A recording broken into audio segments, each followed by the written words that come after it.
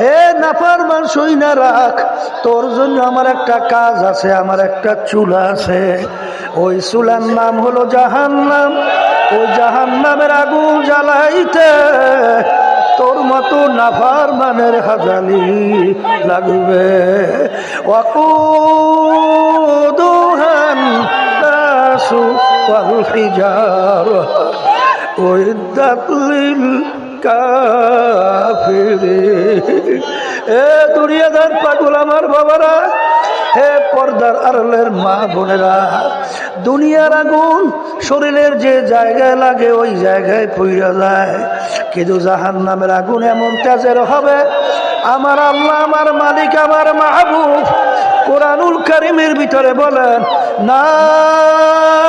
নারুল্লাহিল মুকাদাতুল্লাতী তাত্তালিউ আলাল আফইদা। জাহান্নামের আগুন এমন তেজের হবে, শরীরের যে কোনো জায়গায় লাগার সঙ্গে সঙ্গে ওই আগুন যাইয়া কলিজা পর্যন্ত পৌঁছে যাবে। আল্লাহ, আপনি আমাকে, আমাদের সবাইকে মাফ কইরা দিয়ে। হে দুনিয়াদার পাগল আমার বাবারা, যেই মামলার তদবির নাই ওই মামলারও কিন্তু খালাস নাই। আল্লাহর ওলিদের ইতিহাস পড়িরা দেখেন, সাহাবায়ে কেরামদের ইতিহাস পড়িরা দেখেন।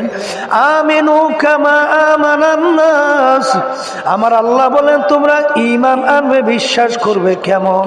সাহাবায়ে কেরামরা যেভাবে ঈমান আনছিল। এই জন্য আমার বাজানদেরকে বলবো, ওমর ফারুক রাদিয়াল্লাহু তাআলা আনহু অর্ধেক দুনিয়ার রাজত্ব করছিলেন। বাজান বাংলাদেশের মতো প্রায় 200 দেশের রাজা।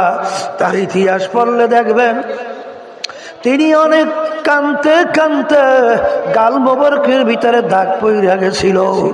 অনেক সময় রাস্তা দিয়ে হাঁটত, রাস্তার ভিতরে ফেজা কুটানার হাতের মধ্যে উঠাইয়া আফসুস করে কান্দে আর বলে, হে ফেজা কুটানারা, তুই মাটির সঙ্গে মিলা যাবি, তো কিয়ামতের ময়দানে মালিকের সামনে হাজিরা দেওয়ার লাগবে না, আর মালিকের সামনে উঠতেও হবে না। কিন্তু আমি ওমর মানুষ, আমার মালিকের সামনে দাঁড়াইয়ে হিসাব দেওয়া লাগবে। এ ফেজা কুটা নারা, তুই আমার চেয়ে অনেক ভালো। ওসমান গনি রাদিয়াল্লাহু তাআলা আনহু অনেক সময় কবরের পাশে দাঁড়াইয়ে এমন ভাবে অজরে কান্না শুরু করতেন, কাঁদতে কাঁদতে অনেক সময় তারা অবস্থায় ঠাস কইরা বইসা পড়ত। লোকেরা বলে, হুজুর এরকম কবর দেখলে আপনি কেন অস্থির হয়ে যান? হে আমার সাথীরা, আখিরাতের যেই কয়টা ঘাটি, তার প্রথম নম্বর ঘাটি হইল কবর। এই কবরে যার সঙ্গে ভালো ব্যবহার হবে, সামনের ঘাটিতেও ভালো ব্যবহারের আশা করা যায়। এই জন্য আমি কবর দেখলে সহ্য করতে পারি না। ফাসাও ফাতার ইজিন কাশাফাল গুবার আফরাসুন তাহতার জুলকা আমহমারো। হে বড় লোক আমার বাবারা, হে ধনী আমার বাবারা, হে পীর মুফতি মুহাদ্দিস আমার বাবারা, হে চেয়ারম্যান মেম্বার এমপি মিনিস্টার আমার বাবারা, হে হে বড় বড় শিক্ষিত আমার বাবারা, আজকে চক্ষু খোলা দুনিয়ার ভিতরে স্বাধীনতা পাইয়া আজকে জমিনের ভিতরে এমন ভাবে হাঁটি মনে হয় যেন জমিনকে ফাইরা ফেলবা। কিন্তু আরে মনে রাখিস, জমিনের ভিতরে তুই যত ধপধপ কইরা চলো, আমার মালিকের জমিন ফারতে পারবি না। আজকে দুনিয়ার ভিতরে বহু পরিচয় দিয়া চলো, কিন্তু ইমাম আল্লাহু আকবার, আল্লাহু আকবার, আল্লাহু আকবার, আল্লাহর ওলিরা দেখছেন। এ দুনিয়ার পাগলেরা, কবরে যাইয়া মাপ পাওয়ার আগ পর্যন্ত নিজেকে নিজে একটা শুয়ারের চেয়ে ভালো মনে করা যায় না। শুকরিয়া আদায় করতেছি মহান রব্বুল আলামিনের দরবারে। রব্বুল আলামিন আমাদেরকে ঐতিহ্যবাহী উজানি এই মাদ্রাসার ময়দানে এই দিনই মজলিসে বেহেশতের বাগানের মধ্যে আসার বসার দিনে আলোচনা করার শোনার তৌফিক আল্লাহ দান করেছেন। শুকরিয়া তার সবাই বলি আলহামদুলিল্লাহ। এই উজানির থেকে বাতি জ্বলছিল চরমনাইতে। মুরব্বীদের কাছে শুনেছি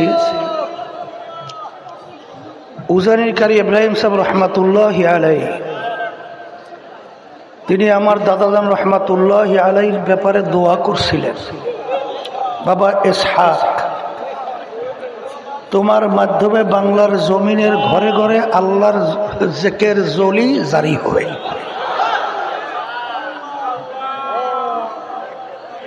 আল্লাহ রাব্বুল আলামিন তাদের মাধ্যমে আমরা এখন সারা দেশে ঘুরি, এমন জায়গা যেখানে ওই সময় কোনো যোগাযোগের ব্যবস্থাও ছিল না, কিন্তু সেখানে যাওয়ার পরেও শুনি এখানে মরহুম ইসহাক সাহেব রহমাতুল্লাহি আলাইহি তিনি এখানে এসে গেছিলেন। কিভাবে আল্লাহ রাব্বুল আলামিন আজকে এই উজানির বরকত, এই ফোকাস আজকে সর্বত্র বাংলার জমিনের মধ্যে পথ ভোলা আল্লাহর বান্দাদেরকে, আল্লাহর বান্দিদেরকে আজকে সৃষ্টিকর্তার সঙ্গে সম্পর্ক তৈরি করার একটা উল্লেখযোগ্য আল্লাহ রাব্বুল আলামিন পরিবেশ তৈরি করেছেন। আমি বিশেষ করে আপনাদের কাছে দোয়া চাই, আমরাও দোয়া করি আল্লাহ রাব্বুল আলামিন যেন আমরা যারা এই তরিকার খেদমতের দায়িত্বে আছি খাদেম হিসাবে, আল্লাহ যেন আমাদেরকে সহিভাবে ইখলাস নিয়া আল্লাহকে রাজি খুশির উদ্দেশ্যে খেদমত করার তৌফিক দান করেন। কথা বেশি লাম্বা না, সংক্ষেপ বলছি। আকুলমন্দ ইশারা বাস আস্ত, যে নাকি জ্ঞানী হয় অল্প কথার মাধ্যমে তারা পুরো বিষয়টা বুঝতে পারে। আমাদের পাশেই ঘুমায় আছে ইব্রাহিম সাহেব রহমাতুল্লাহি আলাইহি সব অসংখ্য আল্লাহর ওলিরা। বিশেষ করে আমাদেরকে ছোটবেলা থেকে আদর করতেন মঞ্জুরুল হক সাহেব রহমাতুল্লাহি আলাইহি, তিনি আমাদের বাসায় থাকতেন, আমাদের পাশেই থাকতেন, সবসময় আমাদেরকে, আমাকেও কোরআনুল কারীম পড়াইছে। তিনিও আজকে এখানে ঘুমিয়ে আছে। আল্লাহ রাব্বুল আলামিন তাদের দরজা বেহেশতে বলন্দ করে দেয়, আল্লাহুম্মা আমিন। এবং তাদের রুহানি ফয়েজ ও বারাকাত আল্লাহ আমাদেরকে নসিব করুন। উজানির মাহফিল বলেন, চরমনাইয়ের মাহফিল বলেন, যত সহি তরিকার মাহফিলগুলো আছে, এর মূল উদ্দেশ্য, লক্ষ্য কি? আমি আপনাদের সামনে যে আয়াত শরীফ তেলাওয়াত করেছি, আয়াতের ভিতর আল্লাহ রাব্বুল আলামিন বলেছেন মানুষ এবং জিন এই দুইটা জাতিকে আমি সৃষ্টি করার কারণ আমার ইবাদতের জন্যে। সবাই বলি আলহামদুলিল্লাহ। এখন অনেকে বলতে পারেন, হুজুর তাহলে অন্য অন্য মাখলুকাতগুলো আল্লাহ কেন সৃষ্টি করেছেন? আল্লাহ রাব্বুল আলামিন কুরআনুল কারীমের ভিতরে বলেন, অখুলিকা লাকুম মা ফিল আরদি জামিআ। অন্য অন্য মাখলুকাতগুলো আমি সৃষ্টি করার কারণ তোমাদের খেদমতের জন্যে। এখনই বুঝবেন, আমরা যে সূর্য দেখতেছি, সূর্য কিন্তু আমাদের মানুষের দরকার আছে না নাই? আমরা যে গাছ দেখতেছি, আমাদের খেদমতের দরকার আছে না নাই? গরু দেখতেছি, আমাদের দরকার আছে না নাই? কিন্তু একটা মানুষ যদি দুনিয়া না থাকে, সূর্যের কিন্তু কিছু হবে না, প্রয়োজনও নাই। গাছেরও কিন্তু কোনো কিছু হবে না, তাদেরও প্রয়োজন নাই। গরুরও কিন্তু কিছু হবে না, আমাদেরকে তাদের কোনো প্রয়োজন নাই। কিন্তু প্রতিটা মাখলুকাত কিন্তু আমাদের খেদমতের দরকার। কথা ঠিক না? এখন আমাদেরকে আল্লাহ বানাইছেন, আমি বলছিলাম, তার ইবাদতের জন্য। ইবাদত একটা আরবি শব্দ, উর্দুতে বলে গোলামি। বাংলা অর্থ হলো মালিকের হুকুম অনুযায়ী চলা। বলেন, মালিকের হুকুম অনুযায়ী চলার নাম কি? ইবাদত। যেই কাজটা মালিকের হুকুম অনুযায়ী হবে, সেই কাজটা ইবাদতের ভিতরে গণ্য হবে। যেই কাজটা মালিকের হুকুম অনুযায়ী হবে না, সেটা যত বড় হোক সেটা ইবাদতের ভিতরে গণ্য হবে না। যেমন একটা উদাহরণ দিলে বুঝবেন, সূর্য উঠতেছে, ঠিক মাথার উপরে চলে আসছে, সূর্য ডুবতেছে, এই সময় যদি কেউ আমরা নামাজ পড়ি, সওয়াব হবে না গুনাহ হবে? নামাজ পড়লাম, গুনাহ পাইলাম, কেন? ওই নামাজটা মালিকের হুকুম অনুযায়ী না হওয়ার কারণে আমাদের সব আমল নামা জমা হয় নাই। ঈদের দিন যদি কেউ আমরা রোজা রাখি, সওয়াব হবে না গুনাহ জমা হবে? রাখলাম রোজা, পাইলাম কি? গুনাহ। তাই ঠিক এক কথায় আমি যেটা বোঝাতে চাই, যে যেই কাজটা মালিকের হুকুম অনুযায়ী হবে সেই কাজটা ইবাদতের ভিতরে গণ্য হবে। এখন আমার মালিকের হুকুম প্রতিটা মানুষের ব্যক্তিগত জীবনে আছে না নাই? পারিবারিক জীবনে আছে না নাই? সামাজিক জীবনে আছে না নাই? কামাই খরচের মধ্যে আছে না নাই? ব্যবসার মধ্যে আছে না নাই? পোশাকাদির মধ্যে আছে না নাই? এরপরে রাজনৈতিক জীবনে, সেখানেও আন্তর্জাতিক, সর্বক্ষেত্রে আমার মালিকের হুকুম আছে। তাহলে ব্যক্তিগত জীবন থেকে শুরু করে আন্তর্জাতিক জীবন পর্যন্ত যারা মালিকের হুকুম অনুযায়ী আমাদের জীবনকে পরিচালনা করতে পারবো, প্রতিটা ক্ষেত্রে আমাদের কাজটা ইবাদতের ভিতরে গণ্য হবে। কথা ঠিক কিনা? এই জন্য আমার ভাইদেরকে বলবো, পর্দার আড়ালের মা বোনরা যারা শুনতেছেন, কথা সংক্ষেপ আমি অনেক সময় বলে থাকি, আব্বাজারও বলতেন, ছাত্র 10 সাবজেক্টে পরীক্ষা দেয়, 9 সাবজেক্টের মধ্যে যদি সে 100 করেও নম্বর পায়, এক সাবজেক্টে যদি ফেল করে, ছাত্র কিন্তু ফেল। আর 10 সাবজেক্টে 33 করে যদি নম্বর পায়, ছাত্র কিন্তু পাস।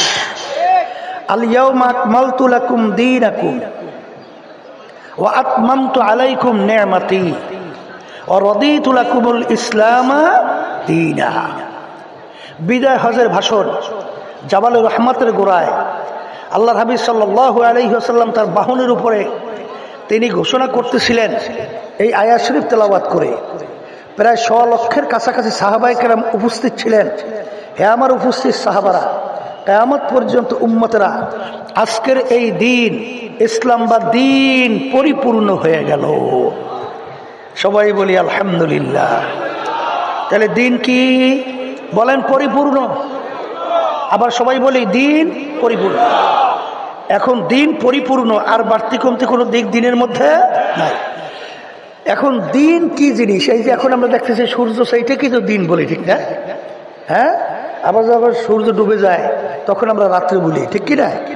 তাই দিন সম্পর্কে সংক্ষেপ হাদিসে জিবরিল, আল্লাহ রাসূল সাল্লাল্লাহু আলাইহি ওয়াসাল্লাম বসা, সাহাবায়ে কেরামরা উপস্থিত।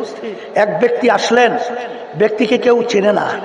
সাহাবায়ে কেরামরা বলতেছেন আমরা কেউ তাকে চিনি না, কিন্তু ব্যক্তি মদিনা শরীফের লোক না। কারণ সে যদি মদিনা শরীফের হতো তাহলে আমরা চিনতাম। আর ব্যক্তি মুসাফিরও না, যদি মুসাফির হতো তার সঙ্গে কিছু আলামত চিহ্ন থাকতো। কিন্তু শরীরের ভিতরে পোশাক আদি একেবারে সাদা দবদবে, মাথার ভিতরে চুলগুলো কালো মিশমশে সাজানো গোছানো, সরাসরি যাইয়া আল্লাহ রাসূল সাল্লাল্লাহু আলাইহি ওয়াসাল্লাম তার হাঁটু মুবারকের সঙ্গে হাঁটু মুবারক মিশিয়ে বসে। অন্য রায়াতের ভিতরে আসছে আল্লাহ হাবিব সাল্লাল্লাহু আলাইহি ওয়াসাল্লাম তার 2 হাঁটুর উপরে হাত রাখছে। সাহাবায়ে কেরাম দেখতেছেন, যেহেতু সবচেয়ে বড় আদবওয়ালা ছিল সাহাবায়ে কেরাম, আল আমরু ফাওকাল আদাব, আদবের ভিতরে সবচেয়ে বড় আদব হলো কথা মানা। সাহাবায়ে কেরামদের সে বড় আদবের চেয়ে আর বড় আদব কিন্তু কেউ হতে পারে না। আল্লাহ রাসূল সাল্লাল্লাহু আলাইহি ওয়াসাল্লাম অনুমোদন না দিলে তারা তার কথা বলতে পারে না, চুপচাপ। আগন্তুক ব্যক্তি আইসা আল্লাহ রাসূল সাল্লাল্লাহু আলাইহি ওয়াসাল্লামকে 3টা প্রশ্ন করছেন। কয়টা প্রশ্ন? 1 নম্বর প্রশ্ন, মাল ঈমান ইয়া রাসূলুল্লাহ সাল্লাল্লাহু আলাইহি ওয়াসাল্লাম। 2 নম্বর প্রশ্ন, মাল ইসলাম ইয়া রাসূলুল্লাহ সাল্লাল্লাহু আলাইহি ওয়াসাল্লাম। আর 3 নম্বর প্রশ্ন, মাল ইহসান ইয়া রাসূলুল্লাহ সাল্লাল্লাহু আলাইহি ওয়াসাল্লাম। ঈমানের সঙ্গে আল্লাহ হাবিব সাল্লাল্লাহু আলাইহি ওয়াসাল্লাম পরিচয় দিলেন। প্রশ্নকারী উত্তর দিতেছেন, সাদাকাতা ইয়া রাসূলুল্লাহ, আল্লাহ রাসূল সাল্লাল্লাহু আলাইহি ওয়াসাল্লাম ঠিকই বলছেন। দ্বিতীয়, মাল ইসলাম, আল্লাহ রাসূল সাল্লাল্লাহু আলাইহি ওয়াসাল্লাম সমস্ত আমলের কথা বলছেন, আপনি ঠিকই বলছেন। তৃতীয় প্রশ্ন, মাল ইহসান ইয়া রাসূলুল্লাহ? আনতা আবুদাল্লাহা কাআন্নাকা তারাহু ফাইন লাম তাকুন তারাহু ফাইন্নাহু ইয়ারাক।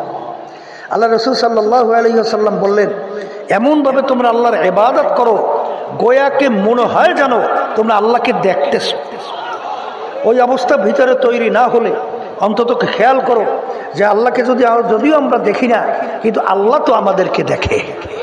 এই হাদিস যখন আসাতিজে কেরাম পড়াতেন তখন এইভাবে ব্যাখ্যা দিতেন যে যখন চক্ষুওয়ালা আসামি যখন জজের সামনে দাঁড় হয়, আদব সহকারে দাঁড় হবে না, খুব জড়সড় হইয়া সামনে জজ সাহেব বসা, যখন নাকি জিজ্ঞাসা করবে যে তুমি এরকম জড়সড় হয়ে কেন দাঁড় হয়েছ, আদব সহকারে বলবে জজকে আমি দেখি, জজ আমাকে দেখে, এই জন্য কি আদব সহকারে দাঁড় হয়েছে। অন্ধ আসামি জজকে দেখে, কিন্তু সে যখন জজের সামনে দাঁড় হয় কিভাবে দাঁড় হবে? আদব সহকারে। যদি জিজ্ঞাসা করে এই অন্ধ আসামি তুমি এইভাবে জড়সড় হয়ে আদব সহকারে কেন দাঁড় হইছ, তুমি কি জজকে দেখো? তখন কি উত্তর দেবে? আমি জজকে দেখি না। তাহলে এইভাবে তুমি জড়সড় হয়ে দাঁড় হইলে কেন? বলবে আমিও যদি নাকি জজকে দেখি না, আমার জজ তো আর অন্ধ না, জজ তো আমাকে দেখে। তাহলে আমি এমনভাবে ইবাদত করব যদিও নাকি আমার গোয়াকে মনে হয় যেন আল্লাহকে দেখতেছি, ওই অবস্থা ভিতরে যদি তৈরি না হয় অন্তত আমার মালিক তো আমাকে দেখতেছে। এইভাবে ইবাদত ছাড়া কোনো ইবাদত কিন্তু কবুল হবে না। অবস্থা কয়টা? আল্লাহকে দেখতেছি অথবা আল্লাহ আমাকে দেখতেছি, এই দুই অবস্থার বাহিরে কোনো ইবাদত কিন্তু কবুল হবে না। তাহলে কি পেলাম? ঈমান, ইসলাম, ইহসান। এই তিন জিনিস প্রশ্ন করার পরে যখন আগন্তুক ব্যক্তি চলে গেছেন, আল্লাহ রাসূল সাল্লাল্লাহু আলাইহি ওয়াসাল্লাম বলেন, তোমরা ব্যক্তিকে কেউ চেনো? তখন সাহাবায়ে কেরাম বলেন, হে আল্লাহ রাসূল সাল্লাল্লাহু আলাইহি ওয়াসাল্লাম, আমরা তো ব্যক্তিকে কেউ চিনি না। তখন আল্লাহ রাসূল সাল্লাল্লাহু আলাইহি ওয়াসাল্লাম বলেন, জিবরাইলু আতাকুম লিউআল্লিমাকুম দীনাকুম। জিবরাইল আমিন আসছে তোমাদেরকে দ্বীন শিক্ষা দেওয়ার জন্য। সবাই বলে সুবহানাল্লাহ। তাহলে এই দিক থেকে আপনি আলোচনা করলে পাবেন এই আল্লাহ রাসূল সাল্লাল্লাহু আলাইহি ওয়াসাল্লামের মূল কাজ ছিল চারটা। কয়টা? বলেন বলেন বলেন। এক নম্বর মুখস্থ করেন, দাওয়াত, তালিম, তাজকিয়া নফস, জিহাদ। কথা ঠিক কিনা? চারটা থাকা লাগবে। অন্ধের হাতি দেখার মতো যদি ইসলাম হয় তাহলে কিন্তু বিপদ। 10 সাবজেক্টে পাস করতে হবে। যদি 99.99 নম্বর পায় 9 সাবজেক্ট, এক সাবজেক্টে ফেল, ছাত্র কিন্তু ফেল। কথা ঠিক কিনা? তাহলে দিন পরিপূর্ণ, বাড়তি কমতি আর দিন কোন দিক আসবে না, আর আর নতুন নবীও আসবে না, রাসূল আসবে না, কোরআনুল কারীমে পরিবর্তনও আসবে না। এখন আল্লাহ রাব্বুল আলামিন কোরআনুল কারীমে বলেন, ইয়া আইয়ুহাল্লাযীনা আমানু দুখুলু ফিস-সিলমি কাফা। হে ঈমানদারেরা, যারা আমাকে বিশ্বাস করো, এখন তোমরা দ্বীনের ভিতরে, ইসলামের মধ্যে পুরাপুরিভাবে ঢুইকা যাও। আব্বাজান বলতেন, মসজিদে এক পা বাহিরে আর এক পা। কেউ বলবে না লোকটা পুরা মসজিদে, কেউ বলবে না পুরা বাহিরে। 2 পা দিয়ে ঢুকবে, লোকটা পুরা ঢুকছে। 2 পা দিয়ে বের হবে, লোকটা পুরা বের হয়েছে। আর 2 পা, এক পা বাহিরে এক পা ভিতরে, মাঝামাঝি। কথা ঠিক? উদখুলু ফিস-সিলমি কাফা, দ্বীনের ভিতরে পুরা ঢোকো। আব্দুল্লাহ ইবনে সালাম রাদিয়াল্লাহু তাআলা আনহু, তার শানে এই আয়াত নাযিল হয়েছিলেন। তিনি প্রথম অবস্থায় ছিলেন ইহুদি ধর্মের মধ্যে, পরবর্তীতে মুসলমান হলো। ইহুদি ধর্মের ভিতর ধর্মীয় উটের গোশত খাওয়া ছিল ধর্মীয় হারাম, আর মুসলমান ধর্মের ভিতর উটের গোশত খাওয়া কি হালাল। আমরা মুসলমান ধর্মের ভিতর কুত্তার গোশত খাওয়া কি? তাহলে ধর্মীয় তাদের উটের গোশত খাওয়া হারাম, মুসলমান ধর্মে হালাল। তা আমরা যেটাকে হারাম জানি ওর প্রতি আমাদের ঘৃণা আছে না? কুত্তার গোশত কেউ খাইতে পারবেন? ঘৃণা আছে না নাই? তা তিনি মুসলমান হওয়ার পরে যখন উটের গোশত এখন হালাল, কিন্তু ঘৃণা তো যায় নাই, ঘৃণা যায় না। তখন তিনি অন্যান্য মুসলমানদেরকে বলতেছিলেন, আমার মুসলমান ভাইরা, আমি যখন ইহুদি ধর্মের মধ্যে ছিলাম উটের গোশত ধর্মীয় হারাম ছিল, খাই নাই, প্রমাণ করে দেখাইছিলাম। এখন মুসলমান ধর্মের ভিতরে উটের গোশত খাওয়া হালাল, আমি ওটাকে হালাল জানি, যেহেতু কোনোদিন খাই নাই এই জন্য আমার খাইতে ঘৃণা লাগে, তোমরা খাও। হালাল কিন্তু জানছে, খাইতে কি বলেন, খাইতে কি? এতটুক শব্দের পরিপ্রেক্ষিতে আল্লাহ রাব্বুল আলামিন এই আয়াত নাযিল করেন। আব্দুল্লাহ ইবনে সালাম, হালালকে হালাল জানলে হবে না, খাইয়া প্রমাণ করে দেখানো লাগবে, তাহলে এই মুসলমানিতে আমার দরবারে কোনো কাজ হবে না। আমরা এখানে বহুত মুসলমান আমার বাজানরা আছেন, জীবনে কোনোদিন উটের গোশত খান নাই, আছে না নাই? এই জন্য কি আল্লাহ আমাদেরকে ধরবে? এই উটের গোশত না খাইয়ে কেন আসছো, ধরবে? তাই ধরবে না। তাহলে ব্যাপারটা কি? বলে ব্যাপার হলো যে উটের গোশত পাইও নাই, খাইও নাই, পাইলে সারাসারি নাই, পাইলে সারাসারি নাই। অর্থাৎ আল্লাহর হালালের উপর ঘৃণা, বলেন আল্লাহর হালালের উপরে ঘৃণার কারণে এই আয়াত নাযিল হয়েছে। শুধু হালাল জানলে হবে না, খাইয়ে প্রমাণ করে দেখানো লাগবে। এই জন্য আমার ভাইদেরকে বলবো, পর্দারে মা বোনরা যারা শুনতেছেন, দিন পরিপূর্ণ, নতুন আর কোনো দিক আসবে না। আর আল্লাহ আমাদেরকে সৃষ্টি করছেন কেন? ইবাদতের জন্য। ইবাদত শব্দের অর্থ বলছে মালিকের হুকুম অনুযায়ী চলা। এখন আমরা যদি এক ক্ষেত্রে মানলাম আর এক ক্ষেত্রে না মানলাম, এরকম যদি আমরা চলি তাহলে পুরা মুসলমান হওয়া যায়?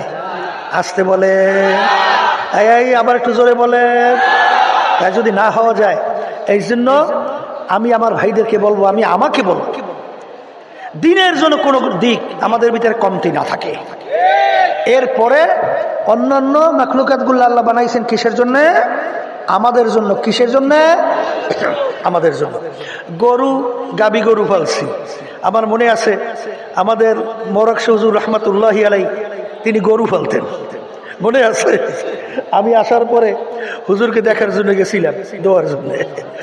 তখন থেকে হুজুরের গরু আছে, আব্বাজারও গরু পালতেন, এরকম অনেকেই কিন্তু গরু পালতো, ঠিক কিনা?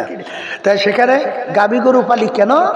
দুধ খাওয়ার জন্যে, বাচ্চা হবে, বংশ বিস্তার লাভ করবে। কিন্তু এখন গরুতে দুধও দেয় না, বাচ্চাও দেয় না। তখন আমরা কি করি? ছুরি দাঁড় করি, কি দেয় ওরা, কি কই, শান দেই, দিয়ে তারপর গরু শোয়াইয়া জবাই করি। হ্যাঁ, বিসমিল্লাহি আল্লাহু আকবার দিছি, জবাই করিয়া। এরপরে চামড়া খুললাম, গোস্ত এই পাক কইরে নিজে খাই, আত্মীয় স্বজন নিয়ে খাই। কথা ঠিক কিনা? এক কাজে লাগে নাই, অন্য কাজে লাগাইছি। আম গাছ লাগাইছি আম খাওয়ার জন্যে, আম দেয় না, গাছ কাটলাম, টক্টর তৈরি করলাম, বাকি অংশ লাকড়ি তৈরি করে আগুন জ্বালাই ভাত তরকারি পাক করে খেলাম, বেহুদে ভালাই নাই। তা আল্লাহ আমাদেরকে বানাইছে তার ইবাদতের জন্যে। আমার মালিক তাকাইয়ে তাকাইয়ে আপনারা আমার দিকে বলতেছেন, হে বান্দা বান্দি আব্দুল করিম, হে রহিমা খাতু, আমি তোকে বানাইছিলাম আমার ইবাদতের জন্যে। কিন্তু ফজরের সময় মুয়াজ্জিন আমার পক্ষ থেকে তোকে দাওয়াত দেয়, আসসালাতু খায়রুম মিনান নাওম, ঘুম হইতে নামাজ ভালো। আমি তাকাইয়া দেখি শীতের মধ্যে তুই কম্বল লেপ মুড়া দিয়ে নাকটাই না ঘুমাও।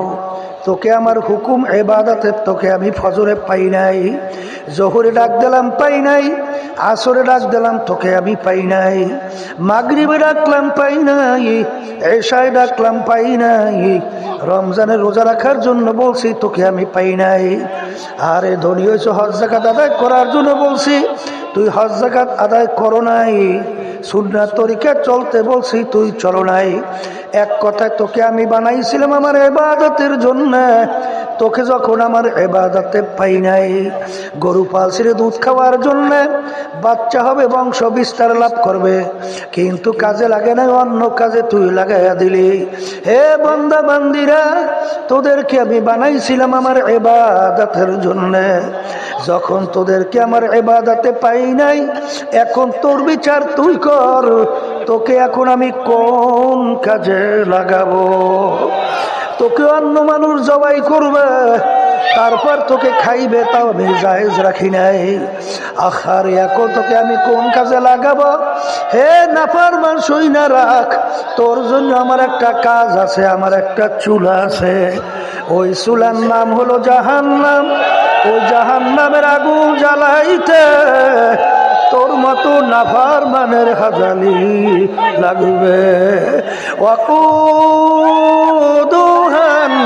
নাসু ওয়াল হিজারা উইদ্দাত লিল কাফিরিন।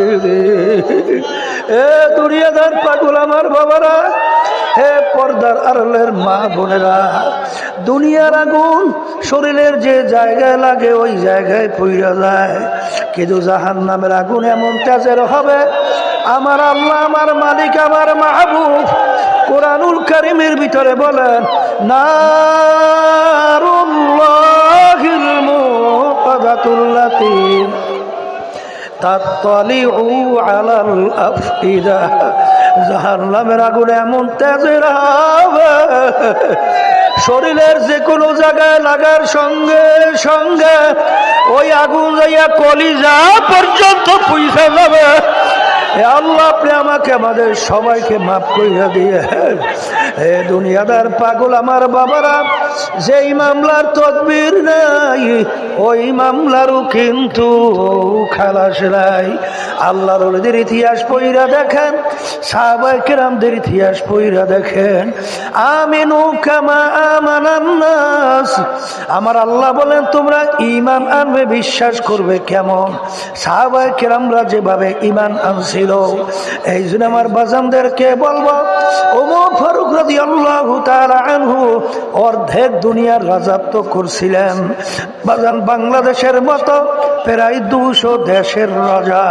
তার ইতিহাস পড়লে দেখবেন তিনি অনেক কানতে কানতে গাল মোবারকের ভিতরে দাগ পইরা গেছিল।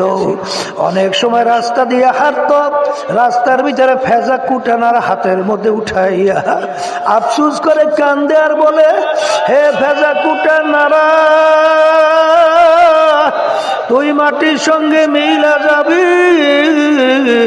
তো কিয়ামতের ময়দানে মালিকের সামনে হাজিরা দেওয়ার লাগবে না, আর মালিকের সামনে উঠতেও হবে না। কিন্তু আমি ওমর মানুষ, আমার মালিকের সামনে দাঁড়াইয়ে হিসাব দেওয়া লাগবে। এ ফেজা কুটা নারা, তুই আমার চেয়ে অনেক ভালো। ওসমান গনি রাদিয়াল্লাহু তাআলা আনহু অনেক সময় কবরের পাশে দাঁড়াইয়ে এমন ভাবে অজরে কান্না শুরু করতেন, কাঁদতে কাঁদতে অনেক সময় তারা অবস্থায় ঠাস কইরা বইসা পড়ত। লোকেরা বলে, হুজুর এরকম কবর দেখলে আপনি কেন অস্থির হয়ে যান? এ আমার সাথীরা, আখেরাতের যেই কয়টা ঘাটি, তার প্রথম নম্বর ঘাটি হইল কবর। এই কবরে যার সঙ্গে ভালো ব্যবহার হবে, সামনের ঘাটিতেও ভালো ব্যবহারের আশা করা যায়। এই জন্য আমি কবর দেখলে সহ্য করতে পারি না। ফাসাও ফাতারা ইজিন কাশাফাল গুবার আফরাসুন তাহতার জুলকা আমহমারো। হে বড় লোক আমার বাবারা, হে ধনী আমার বাবারা, হে পীর মুফতি মুহাদ্দিস আমার বাবারা, হে চেয়ারম্যান মেম্বার এমপি মিনিস্টার আমার বাবারা, হে হে বড় বড় শিক্ষিত আমার বাবারা, আজকে চক্ষু খোলা দুনিয়ার ভিতরে স্বাধীনতা পাইয়া আজকে জমিনের ভিতরে এমন ভাবে হাঁটি মনে হয় যেন জমিনকে ফাইরা ফেলবা। কিন্তু আরে মনে রাখিস, জমিনের ভিতরে তুই যত ধপ ধপ কইরা চলো, আমার মালিকের জমিন ফারতে পারবি না। আজকে দুনিয়ার ভিতরে বহু পরিচয় দিয়া চলো, কিন্তু ইমাম আল্লাহু আকবার, আল্লাহু আকবার, আল্লাহু আকবার, আল্লাহর ওলিরা দেখছেন। এ দুনিয়ার পাগলেরা, কবরে যাইয়া মাপ পাওয়ার আগ পর্যন্ত নিজেকে নিজে একটা শুয়ারের চেয়ে ভালো মনে করা যায় না। এই জন্য আমি আমার বাজানদেরকে বলবো, আমি আপনাদের কাছে দোয়া চাই, আমি আপনাদের জন্য দোয়া করি। আল্লাহ যেন আমাদেরকে তার খালেস খাদেম হিসাবে কবুল করে নেয়, তার বান্দা হিসেবে কবুল, দিনের খাদেম হিসেবে কবুল করে নেয়, এবং তার খাস বান্দা পর্দালে মা বোনদেরকে বান্দি হিসেবে কবুল করে নেয়। আখির দাওয়ানা আলহামদুলিল্লাহি রাব্বিল আলামিন। আসসালামু আলাইকুম ওয়া রাহমাতুল্লাহি ওয়া বারাকাতুহু।